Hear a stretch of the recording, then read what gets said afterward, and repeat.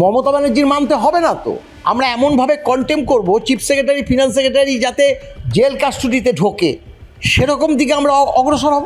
Chief secretary, finance secretary যদি বেতন বন্ধ করে দেয়, যদি বলে যে আগে দিয়ে তারপরে আপনাদের বেতন, সুর করে দিয়ে দেবে। আদালতে গিয়ে এই যে আদালত অবমাননা শাস্তিটা কি হতে পারে, কি দাবি আমরা করব, তার উপরই নির্ভর করছে। মহামান্য আদালতকে বলবো যাতে সরকার দিয়ে দিতে বাধ্য থাকে সেরকম শাস্তি মহামান্য আদালত তাদের উপর নামিয়ে আনুন।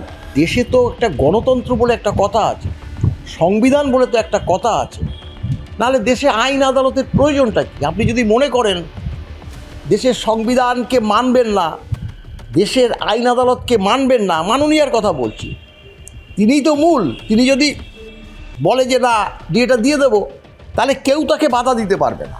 চাপে রাখার জন্যই তো আমরা কন্টেম্পটা দিয়েছি, চাপে রাখার জন্যই তো আমরা সুপ্রিম কোর্টকে নালিশ করেছি, চাপে রাখার জন্যই তো আমরা রাস্তায় নামছি। 2 তারিখে আমাদের একটা মিছিল আছে।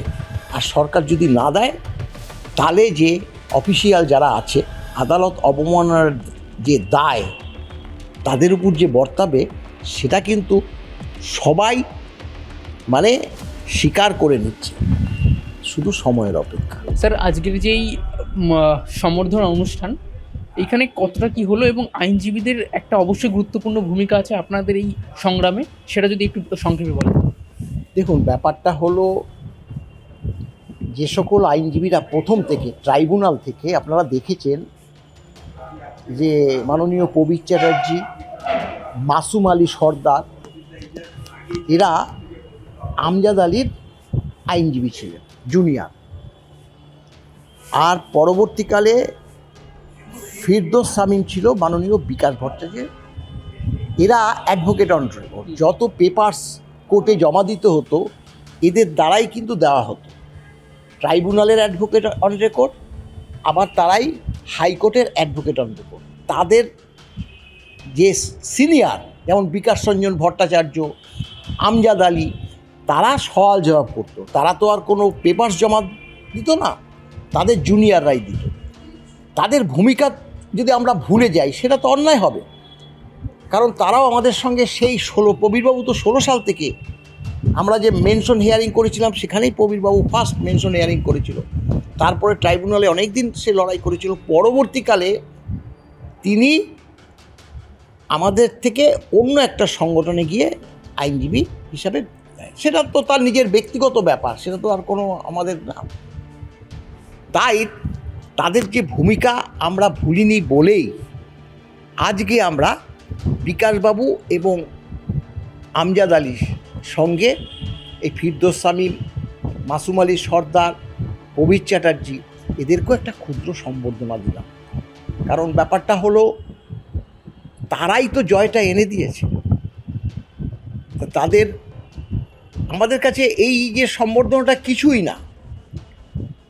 কর্মচারী সমাজ যে উপস্থিত হয়েছে আজকে, তারাও কিন্তু তাদের প্রতি সম্মাননা দেখালো যে তারাও আমাদের জন্যই তো এই যে লড়াই করেছে ট্রাইব্যুনালে, হাইকোর্টে, সর্বোচ্চ আদালতে, তারাও কৃতজ্ঞ। আমরা যেমন কৃতজ্ঞ, আমাদের যে সকল মেম্বার এসেছিল তারাও কৃতজ্ঞ। এমনকি অন্যান্য সংগঠনেরও বহু এসেছিল, রোটেশন এসেছিল।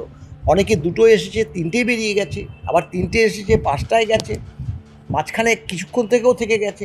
অর্থাৎ আমরা লক্ষ্য করলাম আজ ভারত সভা হল সব সময় 2টো থেকেই একদম কানায় কানায় পূর্ণ ছিল। এটাই আমাদের কাছে বড় পাওনা। তাই আগামী দিনে আরও লড়াই আছে। যদি সরকার এই 25% ডিএটা দিয়ে দেয় এবং তার সঙ্গে যে ফার্স্ট ইনস্টলমেন্ট, সেটা সরকার যতটাই দিক, সেটা সরকারের ফার্স্ট ইনস্টলমেন্টের কথা কতটা দেবে, সেটা সরকার এই যে কমিটির কাছে বলবে। তা সেটা মিলিতভাবে এই যে ডিএর যে অংশটা আমরা 31শে মার্চ 2026 মধ্যে পেয়ে যাওয়ার কথা, অ্যাজ পার সর্বোচ্চ আদালতের রায়ের পরিপ্রেক্ষিতে। যদি না পাই, তাহলে তো আবার সর্বোচ্চ আদালত আছে। আমরা আশা করছি সরকারকে কী করবো, সরকার তোকে গালাগালি দিয়ে তো আমরা ডিএটা আদায় করতে পারবো না। সরকারের কাছে অনুরোধও রাখছি যে আপনারা এবার সর্বোচ্চ আদালতের নির্দেশ মেনে ডিএটা দিন। কারণ দেশে তো একটা গণতন্ত্র বলে একটা কথা আছে, সংবিধান বলে তো একটা কথা আছে, নাহলে দেশে আইন আদালতের প্রয়োজনটা কি? আপনি যদি মনে করেন দেশের সংবিধানকে মানবেন না, দেশের আইন আদালতকে মানবেন না, মাননীয়ার কথা বলছি, তিনিই তো মূল। তিনি যদি বলে যে না ডিএটা দিয়ে দেবো, তাহলে কেউ তাকে বাধা দিতে পারবে না।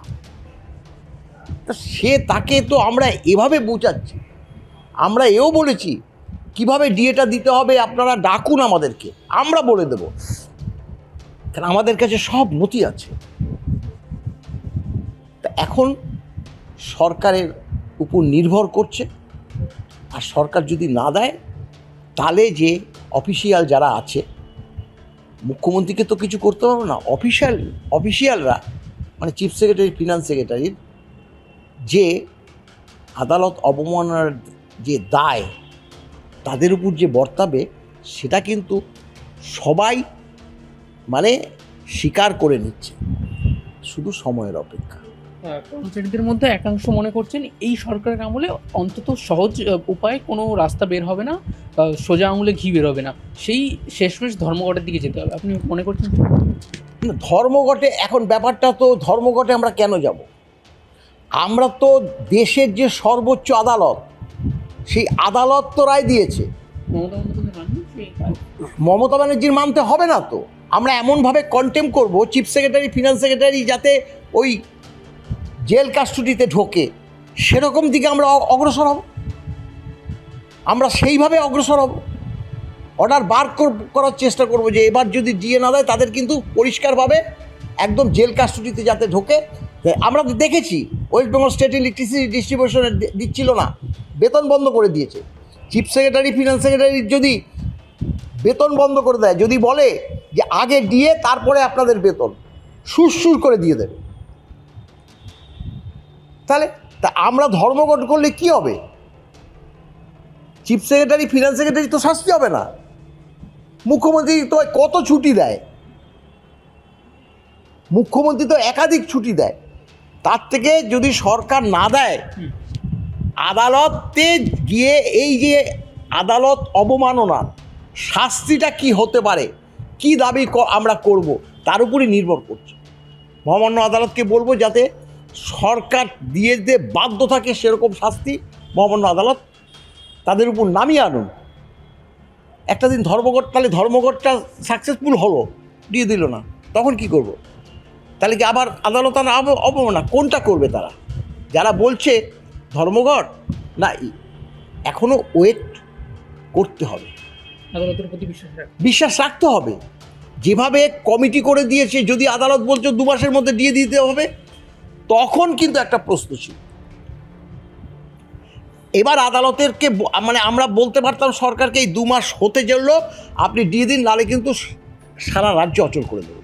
কিন্তু এখানে তো একটা কমিটি করেছে, এবং কমিটিটা তো যে সেই কমিটি না, এখানে প্রধান মানে মানে সর্বোচ্চ আদালতের অবসরপ্রাপ্ত বিচারপতি, ওই আপনার ওই ঝাড়খণ্ডের মানে হাইকোর্টের প্রধান বিচারপতি অবসরপ্রাপ্ত, উত্তরাখণ্ডের বিচারপতি এবং একজন ক্যাগের অফিসিয়াল, তাহলে এই ধরনের একটা কমিটি করছে, তাহলে আমরা কি তার উপর ভরসা রাখবো না? একটু তো সময় রাখতেই হবে। চাপে রাখার জন্যই তো আমরা কন্টেম্পটা দিয়েছি, চাপে রাখার জন্যই তো আমরা সুপ্রিম কোর্টকে নালিশ করেছি, চাপে রাখার জন্যই তো আমরা রাস্তায় নামছি। 2 তারিখে আমাদের একটা মিছিল আছে, সেখানে এই ডিএটা যাতে মিটিয়ে দেয়, সবাই মিলে সরকারের কাছে আওয়াজ তুলবে, এই হচ্ছে।